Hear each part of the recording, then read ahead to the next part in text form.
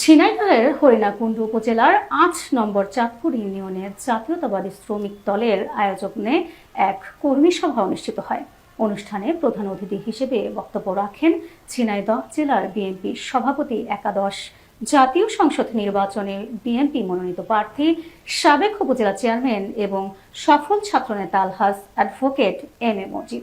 বক্তৃতায় তিনি বলেন, শ্রমজীবী মানুষের অধিকার প্রতিষ্ঠা করতে হলে সবাইকে ঐক্যবদ্ধ হয়ে আন্দোলন গড়ে তুলতে হবে। গণতন্ত্র পুনরুদ্ধার ছাড়া শ্রমিকের মুক্তি নেই।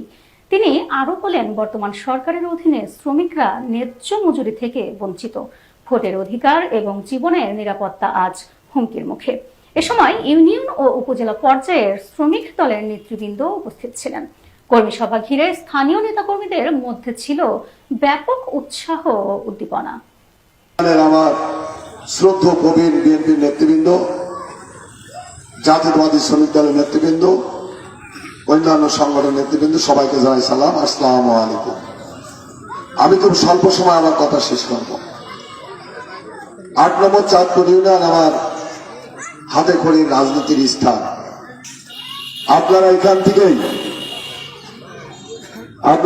থেকেই আমাকে ইউনিয়ন পরিষদের চেয়ারম্যান বানিয়েছেন।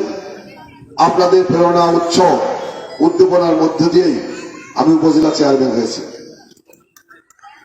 এই চাঁদপুর ইউনিয়নের মানুষ প্রত্যেকটা বাড়ির সাথে, প্রত্যেকটা ঘরের সাথে, প্রত্যেকটা মানুষের সাথে আমার নারীর সম্পর্ক না থাকলেও হৃদয়ের সম্পর্ক আছে।